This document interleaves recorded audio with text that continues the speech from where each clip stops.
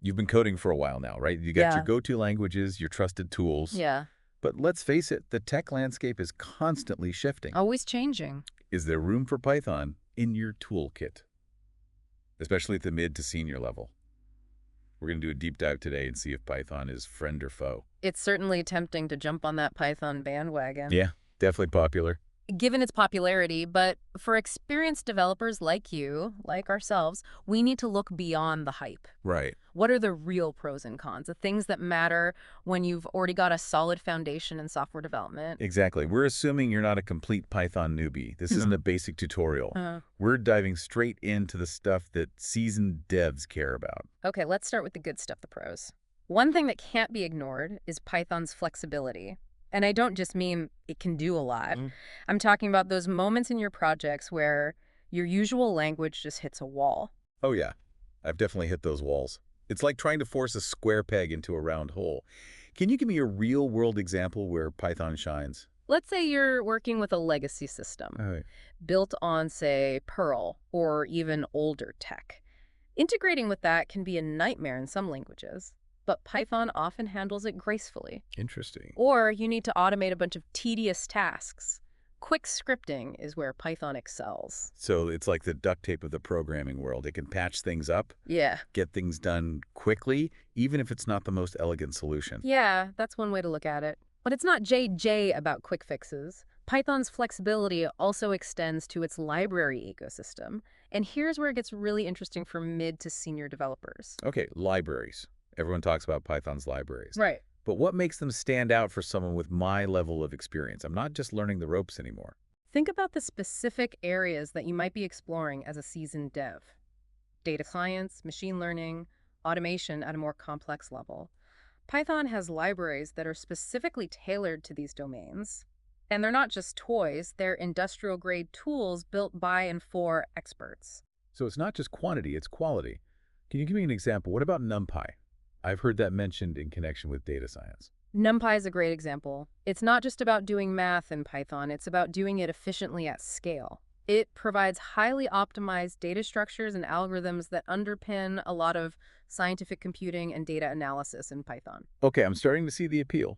But let's be honest, every language has its strengths. Of course. What about the areas where Python might fall short, especially for experienced developers who have high standards? That's a great point. We can't just sing Python's praises without acknowledging the potential downsides. One of the biggest concerns, especially for folks coming from compiled languages, is speed. Yeah. I've heard Python can be a bit of a slouch in the performance department. How much of a deal breaker is that for someone like me who's used to languages that are closer to the metal? It's definitely a trade-off.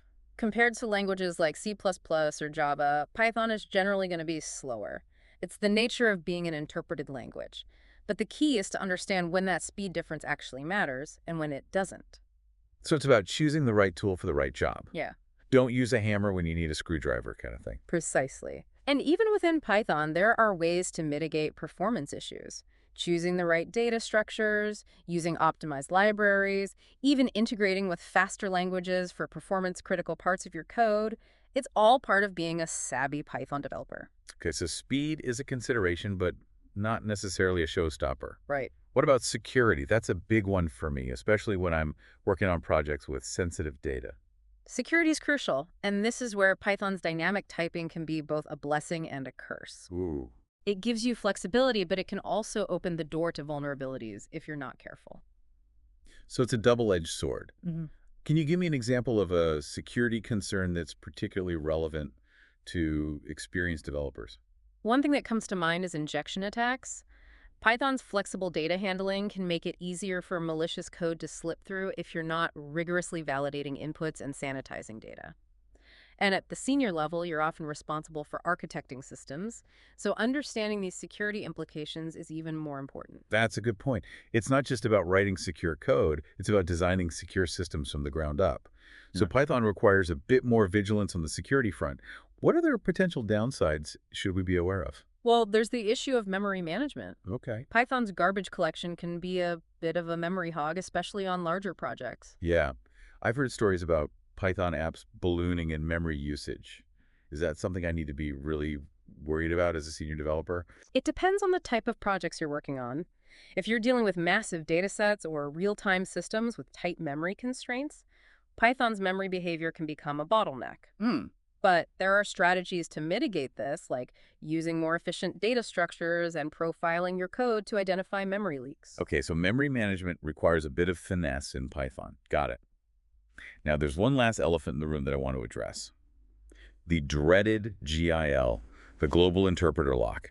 Ah, the GIL, a perennial source of debate among Python developers. I bet. It's a mechanism that essentially limits true concurrency even on multi-core systems. Okay, so for someone like me who's used to leveraging multi-threading for performance, this sounds like a serious limitation. Is Python a no-go for any application that requires true concurrency? It's not that black and white. The GIL's impact really depends on the type of tasks you're trying to parallelize. If you're doing a lot of CPU-bound computations, yes, the GIL can be a bottleneck. But for I/O-bound tasks where threads spend a lot of time waiting for external operations, Python's threading model can still be effective. So it's about understanding the nuances of the GIL and making informed choices about when it's a real concern versus a perceived one.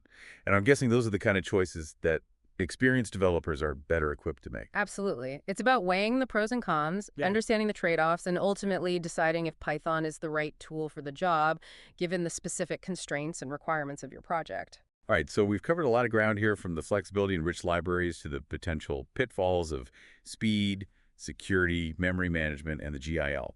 My head's spinning a bit, but in a good way. I'm starting to see both the allure and the challenges of Python, especially from an experienced developer's perspective.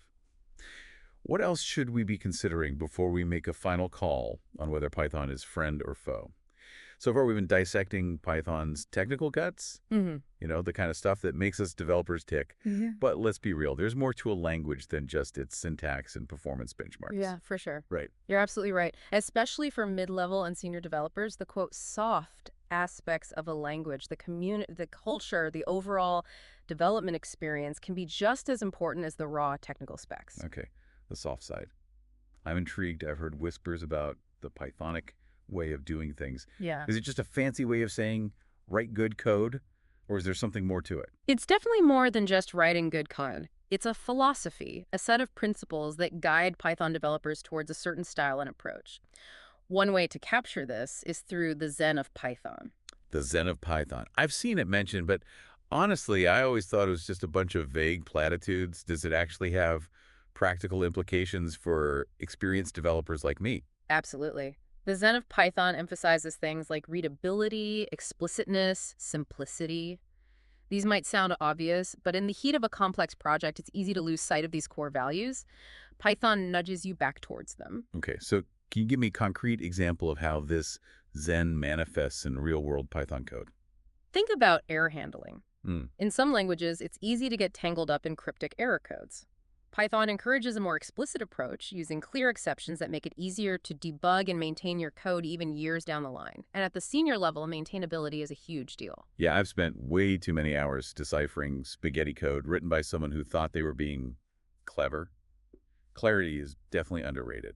For sure. Another aspect of the Pythonic way is the emphasis on modularity and code reusability. Python's ecosystem encourages you to break down problems into smaller, well-defined modules that can be easily reused and shared. Okay, so that ties into the whole community aspect, right? Everyone raves about the Python community. What's the real deal? Especially for someone like me who might be coming from a different language background. The Python community is genuinely one of the most welcoming and supportive I've encountered. It's not just about being nice. It's about fostering an environment where knowledge sharing and collaboration are the norm. As a mid-level or senior developer, I'm often the one doing the mentoring. But I still love to learn from others, bounce off ideas. Is Python a good place for that? Absolutely. You'll find experienced Pythonistas who are happy to share their expertise, discuss best practices, and even debate the finer points of the language. It's a community that values continuous learning, which is essential at any stage of your career. Okay, I'm getting a good feeling about this community aspect. But let's be honest, even the best communities have their quirks. Is there anything about the Python community that seasoned developers should be aware of? Let me think. Sometimes the emphasis on there's one right way to do it can lead to a bit of rigidity. It's not as Wild West as some languages, which can be good for consistency, but maybe less welcoming to radically new ideas. It's something to be aware of. Interesting point. So it's a trade-off, as with Mm. everything. Yeah. We've got the Zen, the community vibe. hmm What else falls under this soft umbrella that might matter to experienced devs? One thing that often gets overlooked is documentation. Python has fantastic documentation, and that's not just a nice to have, it's a lifesaver for experienced developers who are trying to get up to speed quickly or dive deep into a specific library or framework. Oh, documentation. I've seen the good, the bad, and the ugly. So good Yeah. documentation is a definite plus. Anything else we should touch on before we move on? Well, this might sound a bit touchy-feely, but I think it's worth mentioning. The sheer joy of coding in Python. Right. It's a language that's designed to be expressive, readable, and frankly fun to work with, and that can make a huge difference in your day-to-day life as a developer. I can relate to that. Yeah. Sometimes you just want to get into a flow state and not fight the language itself. So Python's got the feel-good factor going for it. It definitely does, and I think that's an important consideration, especially for experienced developers who have been around the block a few times. You're not just looking for a language that gets the job done. You're looking for a language that makes the journey enjoyable. Well said, the joy of coding. That's something we can all appreciate. So we've explored the technical side, the community vibes, the soft aspects that make Python unique. But at the end of the day, it all comes down to, this is Python a valuable asset for mid-level and senior developers, or is it just a trendy distraction? All right, let's get down to brass tacks. We've covered the technical strengths, the potential weaknesses, the community vibes, the Pythonic way. But what does it all mean for my career as a mid-level or senior developer? Is Python going to boost my career? Or is it a side quest that's not worth my time? That's the million-dollar question, isn't it? Right. You've got experience under your belt. You're not just chasing the latest shiny object. You want to know if investing in Python is going to pay off in the long run. Exactly. I'm not a junior dev anymore. Mm-hmm. I need to be strategic about where I focus my energy. So let's talk about the job market. Is there a real demand for Python skills at the mid to senior level? Or is it all hype? The demand for experienced Python developers is incredibly strong. And it's not just a passing fad, it's driven by the growth of fields like data science, machine learning, AI, areas where Python is a dominant language. So the demand is there, but what does that actually translate into in terms of job roles? What kind of opportunities are out there for someone with my experience? The beauty of Python is that it opens doors to a wide range of roles. You've got the traditional software engineering positions, of course, but you also have more specialized roles like data scientists, machine learning engineers, DevOps specialists, automation experts. And at the senior level, you might be leading teams, architecting systems, making strategic decisions about technology choices. So it's not just about being a code monkey.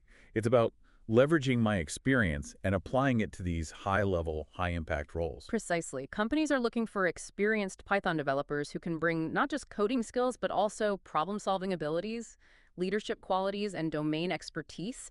And those are the kind of skills that mid-level and senior devs have honed over years of building real-world software. That's music to my ears. Yeah. All right, so strong demand, diverse roles. What about the financial side of things? Can a seasoned Python developer command a decent salary? Absolutely. Python developers are generally well compensated, and those with mid-level and senior experience are in a particularly strong position to negotiate competitive salaries. Your experience, combined with in-demand Python skills, makes you a valuable asset. Okay, so we've got the demand, the interesting roles, the earning potential. It all sounds pretty rosy. Is there a catch? There's always a catch, right? The catch, if you want to call it that, is that the bar is high. Companies aren't just looking for someone who can write basic Python syntax. They want developers who can apply Python effectively to solve complex problems. They want to see your portfolio, your contributions to open source projects, your understanding of design patterns, algorithms, data structures, the whole package. So it's not enough to just slap Python on my resume and hope the offers come rolling in. I need to demonstrate that I'm a well-rounded software engineer who can leverage Python as a powerful tool in my arsenal. Exactly. And this is where your experience as a developer really comes into play. You've already got the foundation, the problem-solving skills, the ability to learn and adapt. Adding Python to your toolkit just amplifies your potential, makes you even more valuable in the marketplace. I like the sound of that. Amplify potential. Hmm. So after this deep dive, what's the key takeaway for all the experienced devs out there who are considering adding Python to their skill set? I'd say it comes back to that idea of being a discerning developer. Don't just jump on the bandwagon blindly. Take a critical look at Python, assess its strengths and weaknesses, and see how it fits into your own career goals and aspirations. Be discerning. Choose wisely. I like that. So after hearing all this, are you feeling the Python pull? Are you ready to add this versatile language to your repertoire? The learning never stops whether you embrace Python fully or choose a different path. The key is to stay curious, to keep exploring, and to always be pushing the boundaries of what's possible with code. Well said. That's the spirit of the deep dive, folks. Thank you for joining us on this journey into the world of Python. We hope you've learned something new, gained a fresh perspective, and maybe even sparked a new passion for this amazing language. Until next time, keep coding, keep learning, and keep diving deep.